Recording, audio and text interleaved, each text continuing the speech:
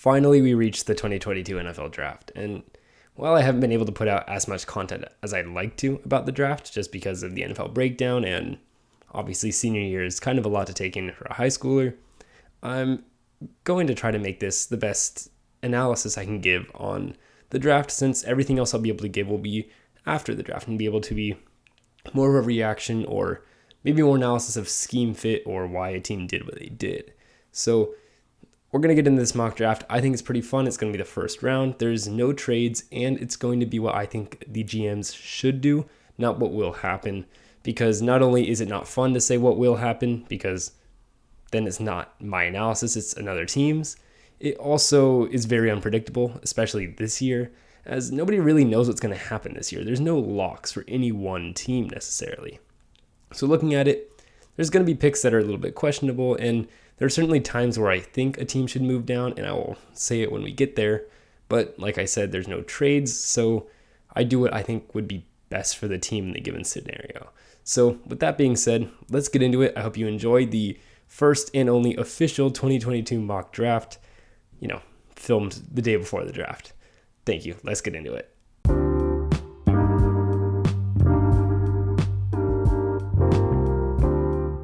What's up, guys? I'm Tyler Coker, and I'm your host for today's episode of Today with Tyler.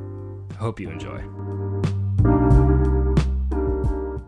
The first pick of this NFL draft is the Jacksonville Jaguars, and it hasn't been really much of a question for me, and that's going to be Neal from Alabama, the offensive tackle. Now, there's been a lot of talk, and realistically, it's going to be an edge rusher, whether it's Aidan Hutchinson or Trevor Walker, who, in my opinion, aren't even the best edge rushers in the class. No matter what happens on draft night, I still think they should go with Neal, because Neal is a phenomenal tackle prospect. And while Cam Robinson is good for their left tackle right now, just looking at it for the future, they don't really have a great right tackle. And what's the harm in keeping Cam Robinson to be a right tackle and putting Neal at left? Or if you really like Cam Robinson that much, what's the harm of getting a really good right tackle, since clearly they need as much help as they can get for Trevor Lawrence. He hasn't turned out to be phenomenal as a player, so why not support him with the best cast you can? And that starts at the line position. If you don't have a good offensive line, it's going to be very hard for your quarterback to find success, since not everybody can be Justin Herbert or Joe Burrow is a perfect example. So that being said, looking at Neal more so, he's a great tackle. He is extremely large. He's, I think, 6'7" and nearly 340, which is just ridiculous.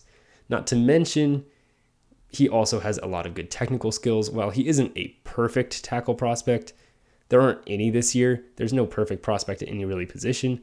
So just looking at it for what you can get and how the draft works out this year, there is no tackle depth, and they certainly need O-line help. So why not take the best tackle you can when you have the pick of anyone you want in the entire class? So Jacksonville Jaguars, I hope you take Neal, but in the end, I just hope he does well wherever he goes, because he is a very, very skilled young player who is going to have a great career ahead of him. Pick number 2 is another pick that probably wouldn't happen, but I'd like to pretend it would, because I think it's a very good fit. Pick number 2 is held by the Detroit Lions, and I have them taking edge rusher Kayvon Thibodeaux out of Oregon.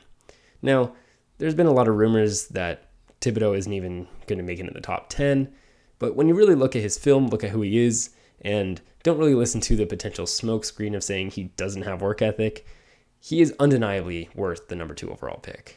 And Thibodeaux fits the kind of culture that they're building.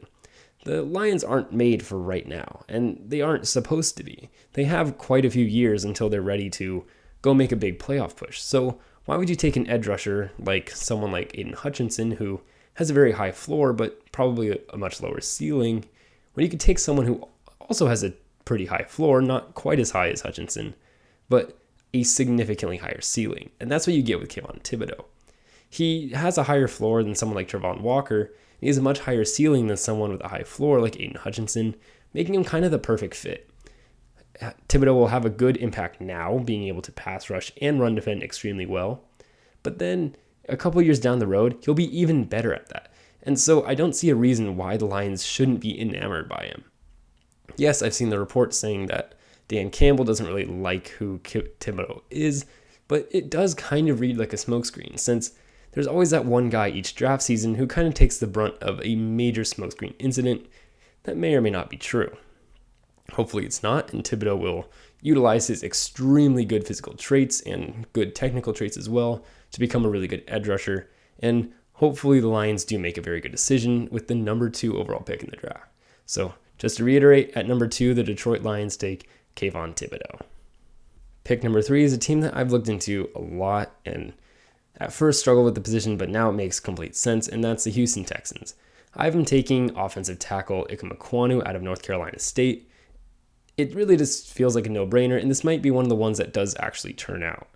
The Texans have Laramie Tunsil, who's pretty good, but he isn't necessarily great, and why not take someone who is, especially since, aside from Laramie Tunsil, they really don't have any good O-linemen. So with the number 3 overall pick, you're kind of stuck between high-value positions, and there's no quarterback to be that high-value position. Plus, Davis Mills, as I've explained on an audio podcast, was pretty promising this year. So looking at it, they don't really have a wide receiver they should take. They aren't in the position to take an edge. They actually have 2 very good edges, in my opinion, despite popular belief. And they really need offensive line help. So take the best offensive lineman you can in Ekwonu. There were worries about him not really translating to tackle in the NFL and kind of playing more like a guard. But after this year, he kind of proved everything wrong and immediately skyrocketed back to being one of the top tackles in the entire draft and potentially having the ability to be one of the best tackles in the entire NFL. So the Houston Texans do have a couple positions to pick from, but with the luxury of the 13th pick as well, it is a no-brainer to me to take a great left tackle in a spot where you're not going to find many offensive tackles later in the draft that are going to be enough talent to really warrant the pick, because you're probably going to have to reach since there aren't many offensive linemen this year. So hopefully the Texans can pick him, because he's a dominating run blocker, an amazing pass blocker who, yes, does have things that he needs to fix, but so does everybody. And in the end, the Texans are a very young team. They're very far from even getting a chance at winning the division. So why not take the big potential guys who have a very high floor, but can improve upon that, and don't take someone who's just going to be flashy. So just to reiterate, pick number 3 is the Houston Texans, who take Ekwonu, the offensive tackle. Pick number 4 is New York Jets, and to me, they take Ahmad Gardner, the corner out of Cincinnati. Sauce Gardner is really good. He skyrocketed up draft boards, especially since Derek Stingley really fell off draft boards, which helped him greatly. And in the end, his demand is so high in this top 10 area that it doesn't make sense for the Jets to really wait for a corner until 10. I don't really like Stingley that much to where he would be worth 4 at all, but even 10. And so looking at it in draft value wise, it doesn't make sense to wait on a corner when you have the best corner available and you can get a good edge rusher later in the draft. I think with the position Neal needs that they have, it's kind of a no-brainer to go with a corner, especially someone as skilled as Ahmad Gardner, who can do zone and who can play man. Didn't allow a touchdown in college, which I'm sure you've heard by now, but that is a stat that's pretty impressive and speaks to you, especially when someone who's mocked in my first round was one of the receivers that lined up against him. So looking at it just for the Jets, I think it makes perfect sense to get yourself a lockdown corner, kind of rebuild Revis Island. And while he's not Darrelle Revis, and I'm not going to say he's even close, he has the ability to kind of lock down people, be a really good corner to take the relief off of the D-line and off of these linebackers, not of the weak secondary, and kind of let the defense focus a little more and help Robert Saleh kind of figure out what he wants to do in New York. So just to reiterate, pick number 4, New York Jets take Ahmad Gardner, the corner. Another player that has a lot of potential and really has skyrocketed up boards near the middle of draft season is the player who's going to be taking at number 5, which is the New York Giants. And since they are enamored with Ahmad Gardner, but he is taken in this mock draft, they kind of have to look at their actual positional needs rather than just taking the shiny new object. And that positional need is undoubtedly an offensive lineman. To that, I say take Charles Cross, the Mississippi State offensive tackle. He is phenomenal. He's a great run blocker. He's a great pass blocker.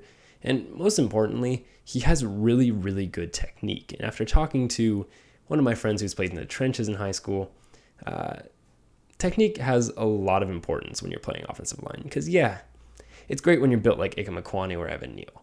But if you can't do anything with it, you're going to be more like someone who's going to go much later in this draft named Daniel Falele. So it doesn't really help to be a physical specimen if that's all you have, and Charles Cross is perhaps the exact opposite. He might be a little bit small for a perfect offensive lineman, but at some point when you have the technique down, it doesn't really matter how big you are in terms of an offensive lineman. The Giants obviously have needed one, and I don't think that's very debatable at this point, and it'll help not only Daniel Jones try to be mediocre, but it'll help Saquon Barkley recover to be maybe a good running back again. So it'll help Brian Daboll adjust to being a new head coach, and ultimately, who doesn't want a great offensive lineman, potentially even a future left tackle for your franchise? So just to reiterate, at a pretty easy pick, number 5 is New York Giants, and they take Charles Cross, the offensive tackle. Coming in at pick 6, we have our first team who really needs to trade down, and that's the Carolina Panthers. The Panthers are in a position where, at least in this mock draft, there's no offensive linemen that are worth the pick since Tyler Linderbaum and Trevor Penning are both pretty big reaches at this point with number 6, and I wouldn't really want a quarterback if I'm being really smart here. But because I'm limited with no trades, you kind of have to be a little bit dumber, and that takes you to think about their positional needs, maybe an edge rusher or a corner or a wide receiver or, a quarterback. And I really want them to get offensive line, so I want them to trade back, get some picks for day 2 since they have 0 right now, and get yourself an offensive lineman like Trevor Penning a little bit later in this draft. But because I don't have that luxury in this mock draft, I pick Malik Willis, the Liberty quarterback. I don't really think Malik Willis is the best quarterback in this draft class. That's not really much of a question in my mind because, yes, he has the potential to be an amazing quarterback, but I think the floor on a lot of these other guys are much higher.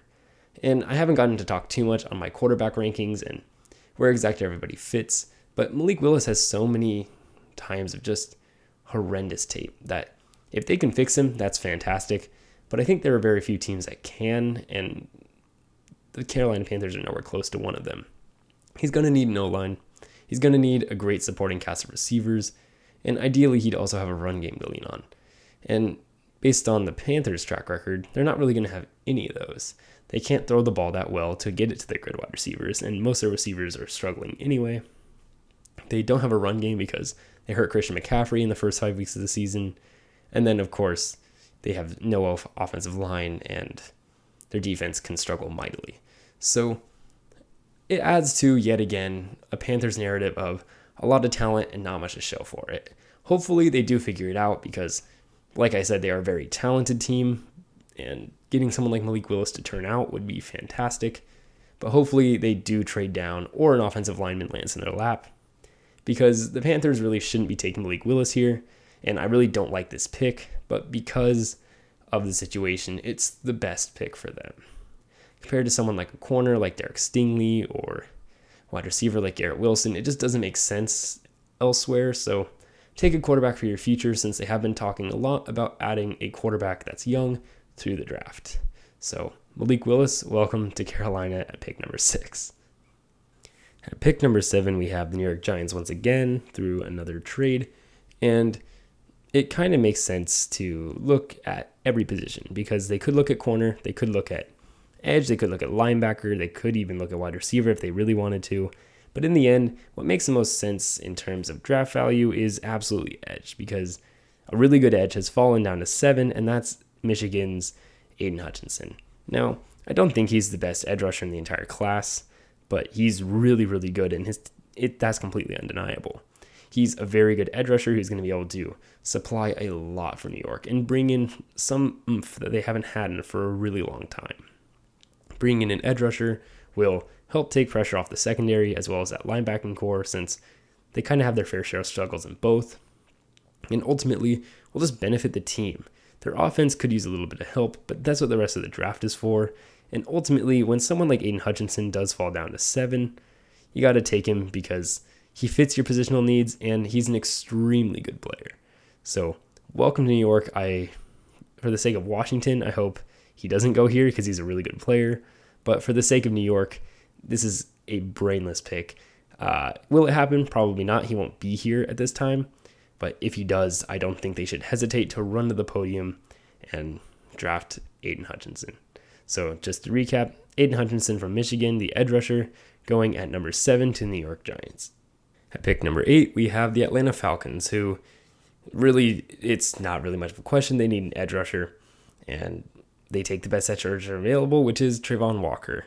Walker is rumored to potentially be the number 1 overall pick, and I don't necessarily agree. He has probably the lowest ceiling of the top 3 edge rushers, and he does have a very high ceiling, but at some point you do have to draft for a little bit of safety when you're this high in the draft. But at 8, you can take a little bit more of a risk, especially for the Falcons, who need something to kickstart their defense, because they do now have 2 pretty good corners, one really good in AJ Terrell, and getting an edge rusher would severely help their entire defense as a unit, and Travon Walker has that opportunity.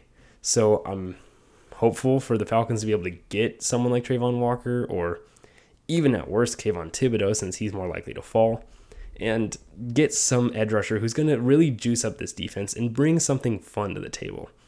I think if they get one of these top 3 edge rushers, Atlanta Falcon fans should be extremely happy, and in the end, this is one of the most simple picks since there's one big positional need, and so the Falcons got to fill it, and that's in edge rusher. So at number 8, once again, just to reiterate, Travon Walker from Georgia. He's an edge rusher, and he'll go to Atlanta. At pick number 9, we have one of the more interesting teams just because they weren't a part of this draft session for a really long time, and that's, of course, the Seattle Seahawks getting the first-round pick from the Denver Broncos. They have quite a few positional needs, but in the weirdest spots sometimes. And in the end, it just comes down to what do you want to focus on, and if they're being realistic, they should focus on rebuilding around a good defense, just because they have the offensive pieces to have a solid offense, kind of no matter who's in quarterback. So why not prove that defense to be good, especially since you have powerhouse offenses all over your division. And so they pick Jermaine Johnson, the outside linebacker / edge rusher coming out of Florida State. He is a great fit for them. He'll be able to play almost immediately, I think immediately. And in the end, he's just a great player. He's really strong. He impressed a lot at the Senior Bowl. Anyone who read my 2 mock drafts that were a little bit more unofficial down in my website and my blog posts, you're going to know that he's been kind of big ever since senior night, and even then, he was pretty good before that too. So with his improvements and kind of showing that he's good against all sorts of different competition in the ACC, SEC, you name it, to me, he's kind of a no-brainer. He's by far the best edge available. George Karlaftis, in my opinion, doesn't really beat him in competition, and there isn't that much behind those two until you get into late first, early second round kind of guys.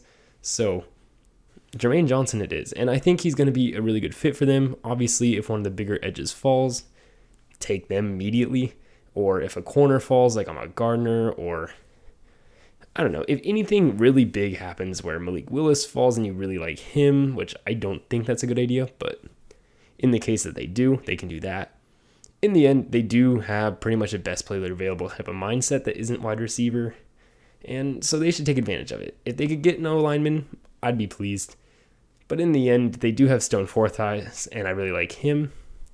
And they really, really, really could use an edge rusher to build their franchise around. So let's give them one in Jermaine Johnson, going at number 9 to the Seattle Seahawks. Pick 10 is also an interesting one with the New York Jets, just because it's kind of hard to figure out what they're going to do. They have a corner now in Ahmad Gardner, and they need some defensive help, but the edge rushing scene isn't necessarily perfect at 10. Yes, Kyle Hamilton is still on the board, who is definitely a top 10 potential kind of guy, but he doesn't really fit their positional needs. They could get a wide receiver, but it's probably not the best investment considering how much they've already put into their offense. And in the end, Elijah Moore, Braxton Berrios, and Corey Davis all make a really good wide receiving core. They added a tight end. There really isn't much on offense they could look to improve upon, especially with who's available. And so you had to look more at defense. And given that they took a corner, which is kind of probably the best available defensive spots, they could get a linebacker like Devin Lloyd, but it'd be kind of a reach considering you could get someone like Chad Muma easily in the second. Or you could, like how we're going to do in this draft, look a little bit more toward the defensive line. And while I don't love George Karlaftis here, I didn't end up taking him. I took Jordan Davis, the superstar defensive tackle coming out of Georgia. Davis is a physical specimen, and if you've even seen the guy, you know why. He's extremely fast, even though he is one of the biggest guys who's going to be on any football field. And ultimately, he's just going to be a plug down the middle. Yes, I love Quentin Williams, and he's a good defensive tackle, but since both in base defense and nickel packages, you will have 2 defensive tackles in the Saleh system, it doesn't really make sense to have one of them be weak. And so why not kind of build from the inside out, kind of how Washington did a few years ago, and take your next inside great lineman, and that's easily Jordan Davis this year. So Jordan Davis is going to dominate in New York, and he does have a little bit of room since Quentin Williams is pretty good to play not every down since he isn't necessarily a 3-down kind of guy. And he'll be able to rotate in, and if he gets conditioned, which I wouldn't be surprised if he didn't, then he'll be able to play way more often. And added on to that, Robert Saleh knows the advantages of having a good D-line and having depth at D-line, so don't be surprised if they go with D-line here. And in this mock draft, it's Jordan Davis from Georgia, the defensive tackle, going to New York Jets at pick number 10. Moving on to pick number 11, we have Washington, and as a Washington fan, this is one of the more interesting draft positions. They're not Carolina where they have to trade necessarily in this mock draft, and in this one in particular, there's going to be a no-brainer decision, and luckily enough, there are some good positions that they can take, whether it's at wide receiver, taking someone like Garrett Wilson, or a lot of people have someone like Drake London going there. They could take a linebacker in Devin Lloyd. I wouldn't be upset at that, but it wouldn't be ideal. And then they could always take Andrew Booth, who I think is a very good corner. And then, of course, Washington could also trade down, which I would also be very happy about. So they could do a lot, but in this mock draft, there is a no-brainer. And if this happens on draft night, run to the podium. And that is, of course, Kyle Hamilton, the safety out of Notre Dame. He's had quite a fall, not only because safety isn't quite a top 3 position or anything like that. Value certainly isn't there compared to other positions such as edge rusher and especially offensive tackle, which dominated the early part of this draft. And he just kind of has been hit with a few unfortunate things. He ran a horrible 40-yard dash.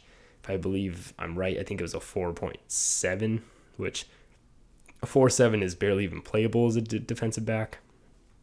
But when you watch him play, you know he's a good player, and he is an extremely good safety. He's going to bring some help over the top that Washington really needs because, yeah, Bobby McCain is good, but in the end, Cam Curl being a strong safety and Bobby McCain being a backup safety is a much better scenario. And then, of course, if worse comes to worse, he can always play something like slot corner. So Kyle Hamilton brings in great safety positioning and will kind of take more pressure off of corners that suck like William Jackson III, since I'm still mad about that signing. And ultimately, he's really just a great player who fell because of draft value and positional needs more than anything else. There aren't many teams that need a safety until Washington, and so it doesn't really make sense to take him. He'll, of course, have a happy home here. He'll be added to a great defense that hopefully can finally use its potential for good, and he might be the final piece to adding that final touch. So at pick number 11, Washington Commanders select Kyle Hamilton, the safety. Pick number 12, we have the Minnesota Vikings, who are entering a completely new era, which luckily has a lot of good offensive firepower and kind of lacks a lot of defensive firepower. They're hitting age with a lot of their good players and ultimately just need someone to turn this defense around. And that's where you look at their biggest positional need, corner. Derek Stingley Jr. fits the role perfectly. He is a high potential, kind of a low floor kind of guy because there are concerns, and that's the reason he fell to even 12, which is ridiculous to say someone fell to 12. But just looking at it, Derek Stingley Jr. has an insane amount of potential that if he can meet, he would be easily a top 5 corner. And so if you can use that and bring him back to the promise that he showed in his freshman year when LSU won it all in 2019, you're going to see exactly what the potential could be. And I think Patrick Peterson is just the mentor to take that potential out of Derek Stingley. Derek Stingley Jr. has all the physical traits you could ever want, and if he can stay healthy and utilize the knowledge and wisdom and experience that he's going to pick up from having someone like Patrick Peterson opposite of him, it's going to be fantastic. Added on to that, Patrick Peterson is kind of the CB1 over there, meaning that Derek Stingley Jr. can kind of be the corner too and relax a little bit, not have as much pressure to be locked down immediately. Taking away a little bit of pressure will allow him to just become a better player. Since he doesn't have this immediate need to be the best corner he can be, he can take time and become the best corner he possibly could be, rather than just do some short fixes and take shortcuts to be a serviceable corner. In a team like Minnesota, where they have some time to rebuild, and ultimately they do have the mentor for a good corner like that, it doesn't make sense to take Andrew Booth over him just because you have a guy who might be able to take the experience that he has and bring it right to the footstep of a rookie. So Derek Stingley Jr. has a great opportunity to meet his potential in the Minnesota Vikings with pick number 12. Pick number 13 is one of the first repeats, and that's going to be Houston being able to select in the Cleveland Browns spot since the Deshaun Watson trade. Now, they do have a lot of positions that they could attack since they are a fairly weak overall roster. They need a wide receiver, a tight end, ideally a running back. They need more O-line help still. Quarterback, they're kind of set, but going on to defense, they have edge rushers, and that's about it. They need linebackers, corners, safeties, defensive tackles, you name it. But luckily, there's somebody who is a perfect fit and happened to be perfectly available for them, and that's Garrett Wilson, the wide receiver from Ohio State. Garrett Wilson is just really good at getting open. That's kind of the most important part about him. While he's not going to thrill you immediately, he's just such a good player, and I feel like he's one of the more safe wide receivers you could take in a very risky position at wide receiver. So why not take a safe pick who's going to make Davis Mills a much better player? Because when he has an open wide receiver to throw to, he's going to take that potential that he showed this year and make it 10 times better. Garrett Wilson's a great player and will be able to offer a lot of opportunities to take pressure off of Brandon Cooks, who, of course, is another great wide receiver. And adding a second wide receiver really just opens the offensive playbook and allows everything to work much more smooth. So, welcome to Houston. I hope you enjoy your stay. Garrett Wilson at pick number 13 to the Houston Texans. Pick number 14 is probably the lowest the Baltimore Ravens will be picking for a little bit now, and that's going to be, in my opinion, Devin Lloyd, the linebacker out of Utah. I love Devin Lloyd. I love Utah football, and he's a really good product of it. He's a great player. He offers a lot of insight both at middle and outside linebacker, and while he's never going to be a pass rushing type of outside linebacker like TJ Watt, he's a very good second-level linebacker, and that's just what it comes down to. He's the best linebacker in this class, by far, in my opinion, and in the end, fits a lot of the positional needs. They have some limitations at middle linebacker with the top two in Baltimore, and ultimately, I'd like to see them improve upon him because, yes, I love Patrick Queen, but improving on his play is never a bad thing. So Baltimore has this great opportunity, and while they could maybe use a corner or maybe use a wide receiver or an offensive lineman, there isn't really someone who screams out that they need to be selected there but Devin Lloyd. While they could do any of those four positions that I named, I think linebacker is the best fit for them. I think it's going to be a great one for them and kind of fills the biggest need since there's no tackle that really makes it worth it since, well, yes, I love Trevor Penning, but he could end up translating to guard, and that would be really unfortunate. I think that as long as they keep focusing on being effective with their offense, they can focus on defense and helping it recover because you're going to have two corners now who are recovering from really bad injuries that they incurred over the season. So adding a linebacker will never hurt you. Pick number 15, we hit the Philadelphia Eagles' first of their two first-round picks, and to me, that's going to absolutely be a wide receiver. Looking at, positional demand and what could happen in between their two picks, wide receiver is a no-brainer pick. And to me, Jameson Williams is going to be a perfect fit for what the Eagles are building. They would love to pass it deep, and now they have a very good route runner already in Devontae Smith. And so why not take the playmaker deep role that would take the top off of defenses that you wanted in Jalen Reagor and turn it into a reality in Jameson Williams. Williams will be able to take a lot of pressure and double teams off of Devontae Smith and take a lot of pressure off of Jalen Hurts to wait for somebody to get open since he's just going to be open over top. And it's a matter of, can you hit him past a deep safety? I think that's going to be a very good possibility, and they're going to be a very good team if they can utilize his strengths well and keep him from being too much of someone he's not. Jameson Williams isn't necessarily made to be a wide receiver 1, but luckily, that's already taken care of in Philly. So why not let him be the best deep threat we've seen in quite a little bit? Pick number 16 is also a team that could use a wide receiver, and that's going to be the New Orleans Saints. So why not take Chris Olave, the Ohio State wide receiver? Yes, there are other people who could go here, but looking at the fit with Michael Thomas and Jameis Winston, it only makes sense to take someone who could go deep consistently and get open there consistently. And since Jameson Williams is taken just a pick before, Chris Olave is a great selection. Olave will get open deep, he'll take the top off of defenses a little bit more, and ultimately will just offer an opportunity for Winston to spread the ball around a little bit more and take pressure off of Michael Thomas as he finally comes back from his injuries. So Chris Olave will be a great wide receiver there, and he fits a major positional need for them that I explained in my NFL Breakdown series. So Chris Olave, welcome to New Orleans, and I hope that they can utilize him correctly. Looking at pick 17, we have the Los Angeles Chargers, and I've talked a lot with Pranay, who was on my Chargers breakdown, and ultimately it's kind of between wide receiver and corner, since there are certain players who just don't necessarily fit the draft value that they could possibly get since they are the Chargers. And that includes someone like Trevor Penning, who, yes, it would be great to see him go to LA, but is it the smartest decision? Probably not. So do I have him take other than Andrew Booth Jr., the corner from Clemson? I love Andrew Booth. He's one of my favorite corners in the entire draft. I think that he is extremely underrated because of the names in front of him. And ultimately, he's just a great player who's kind of scheme agnostic. He can play zone, he can play man, and ultimately he'll be perfect. And yes, it does seem kind of strange since they have Asante Samuel Jr. and obviously J.C. Jackson CB1. But looking at it and talking to Pranay, it makes more and more sense as you look at it more and more. So let's let them improve their secondary and just kind of make their defense dominant, since they're going to need to dominate a lot of these crazy offenses if they really want to make a deep playoff push. So hopefully LA will make it far next year with someone like perhaps Clemson's corner, Andrew Booth Jr. going at 17 to the Chargers. Pick number 18, we go back to Philadelphia, and this time we have to look a little bit more at positional need.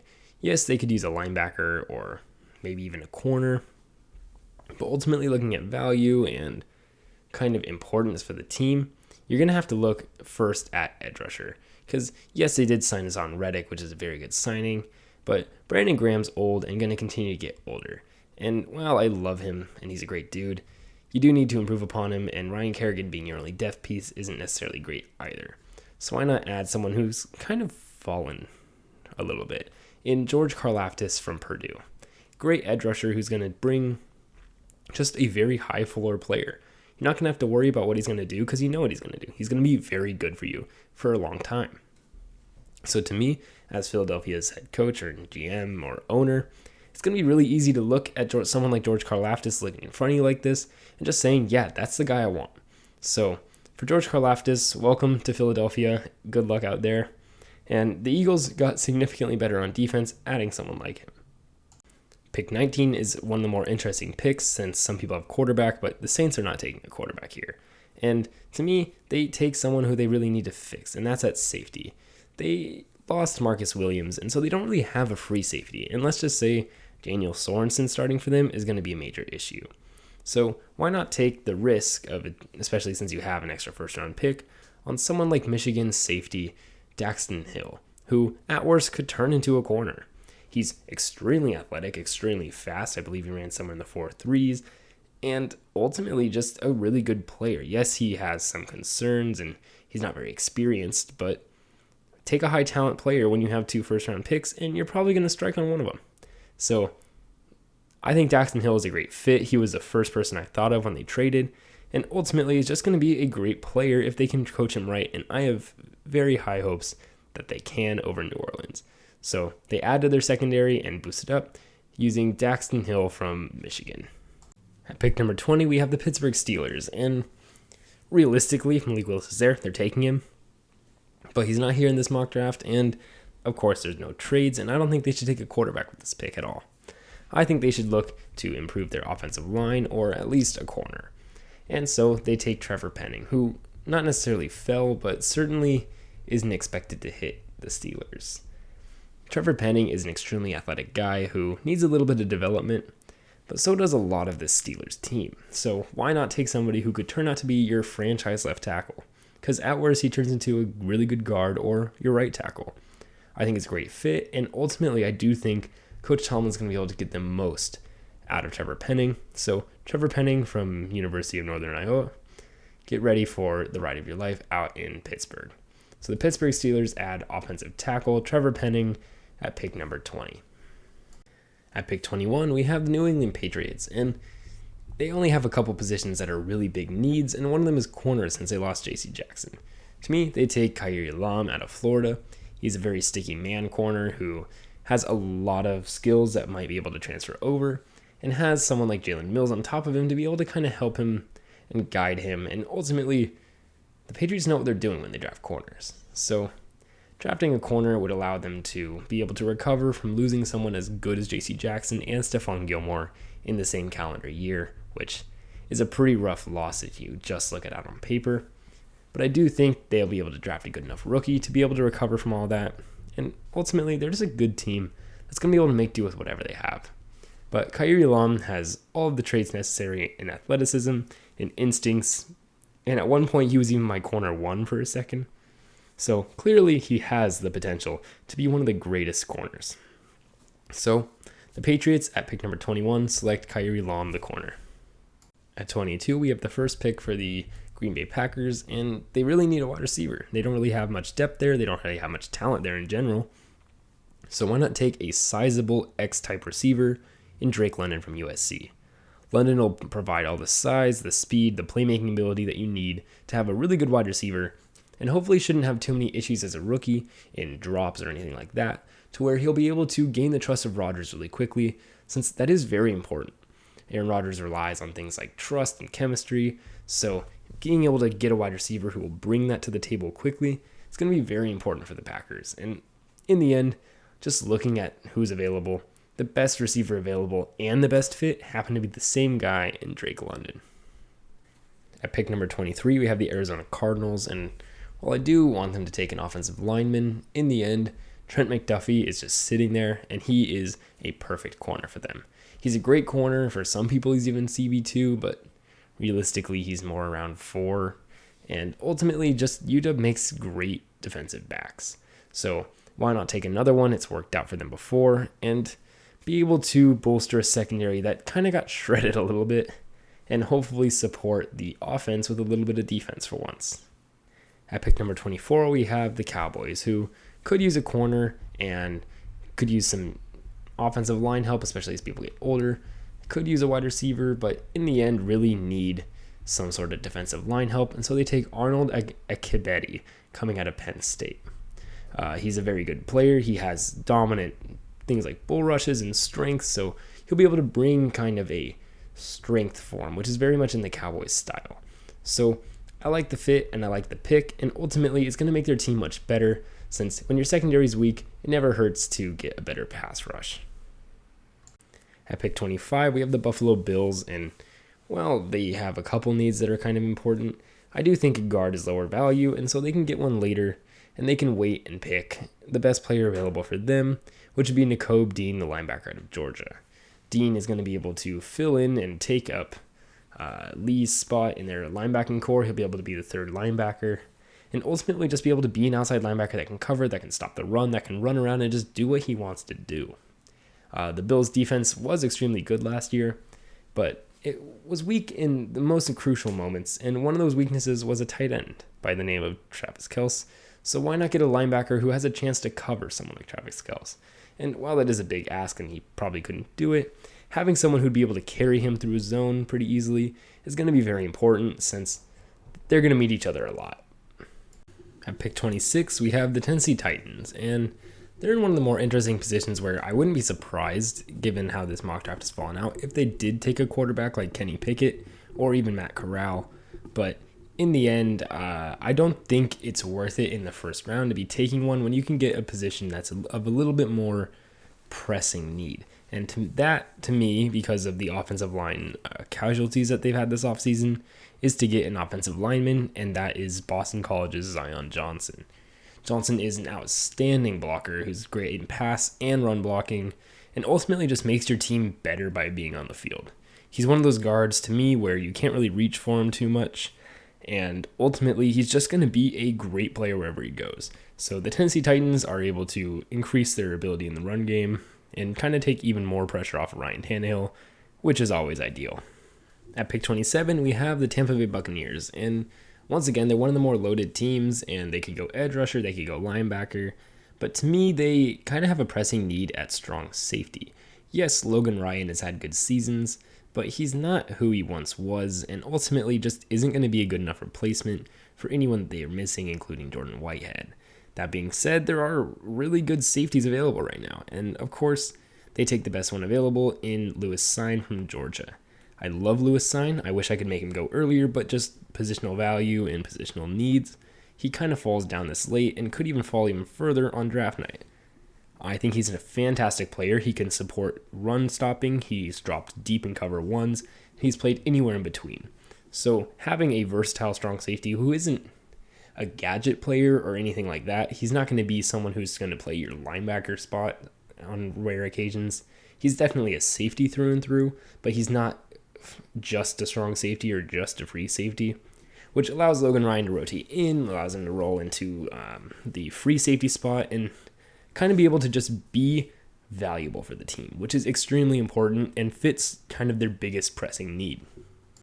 Pick 28 is the Green Bay Packers, and they could take a lot of things here, but one thing stands out clearly since even last year, and that's that they need a real center.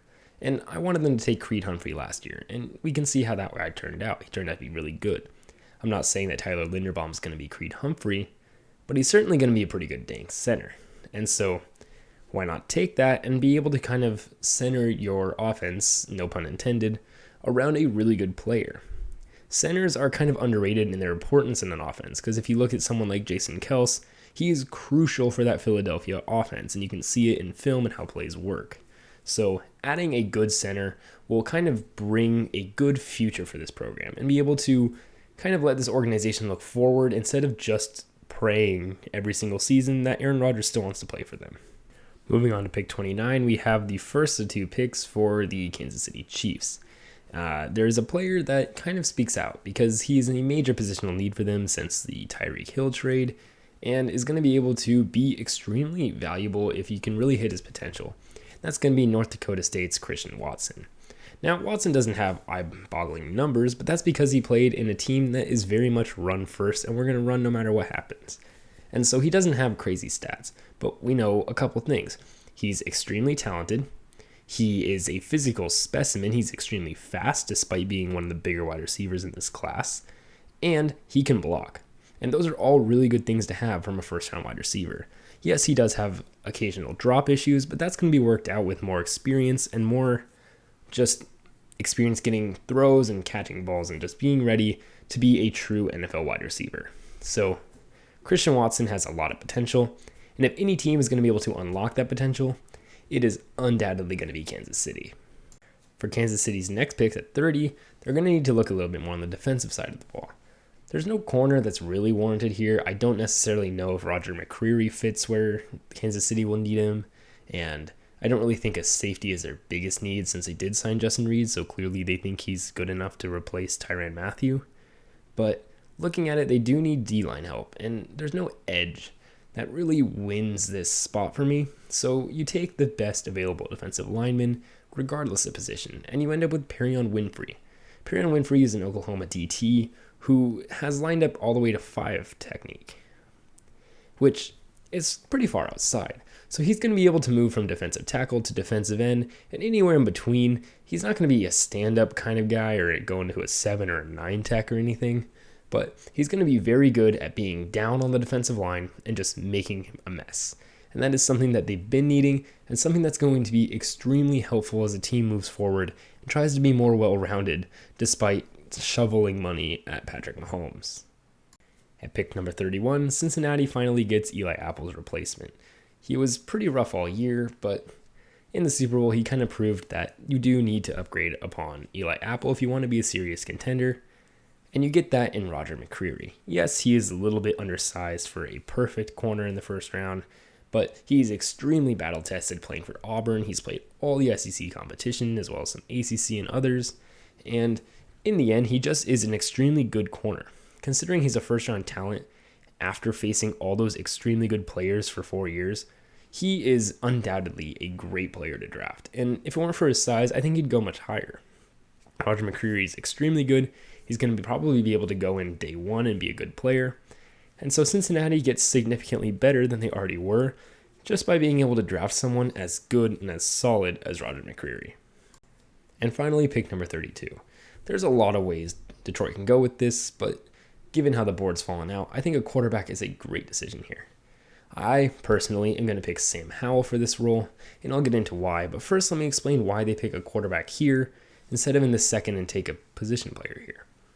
With a first rounder, you get that fifth-year option, which is extremely important when you're considering a quarterback, since they typically run up the bill the most if they're successful. So if you can have that fifth-year option of one last year of kind of a cheaper deal before having to shovel money if he turns out to be your franchise quarterback, that's going to benefit Detroit greatly, since then they'll be able to build around him a little bit more in the case that Sam Howell does turn out. If Malik Willis was here, this is my dream destination for Malik Willis, but with how the NFL is, they're never going to let Malik Willis fall to 32. And now let me get into why Sam Howell over Kenny Pickett, Matt Corral, and Carson Strong, and even Desmond Ridder. I think Sam Howell is one of the most pro-ready quarterbacks, and he was potentially a top 5 pick in the beginning of the season. He had a pretty rough season, but his team also did nothing behind him, so I don't necessarily blame him for such a rough season. He lost both of his running backs, both pass catching and running. They lost offensive linemen. They lost his best deep receiver by far. And ultimately, he didn't have much talent around him, period. He was constantly under pressure. He had to run a lot. And that's also why I like him, because his stock dropped. But he still is going to be a hard worker. He still has a lot of those traits. And his tape was the first to make me actually exclaim while I was sitting in my room just watching film. That's a pretty good thing to do, especially since it was the first guy that's done it to me. So Sam Howell definitely has that star power that you need. And if you can train him a little bit behind Jared Goff and then be able to phase him in and use him as a good quarterback when he's perfectly ready for you guys, I think Detroit is going to be lucky with Sam Howell. As always, the NFL draft is going to be a whirlwind, and we don't know what's going to happen, and that's why I didn't even do trades in this mock draft. But I hope that this kind of helps you a little bit, whether it's through scheme analysis or understanding one player over another or what a team could do in this situation. I'm excited to watch the draft. I'm excited to see how it happens, how my draft ages, as well as how you guys react. And if you guys have any questions or concerns over a team's draft pick or what they even possibly could do, please just comment it down or say something about it. And I'd love to make a video on it or at least do something to mention it, because I love the draft. The draft is by far one of my favorite parts of the entire NFL, and it never gets old because every year it's a new crop and you get to do the same thing over again, but with different faces and new variables. So I hope you guys enjoyed, and while I didn't get to put out as many as I'd like, I hope this one kind of gave you the same amount of scope as if I could have done a couple more and maybe looked more into draft narratives. So thank you for listening. I hope you enjoyed, and enjoy the 2022 NFL draft. Thank you.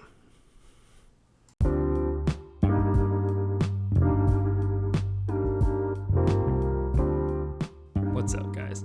I'm Tyler Coker, and I'm your host for today's episode of Today with Tyler. I hope you enjoy.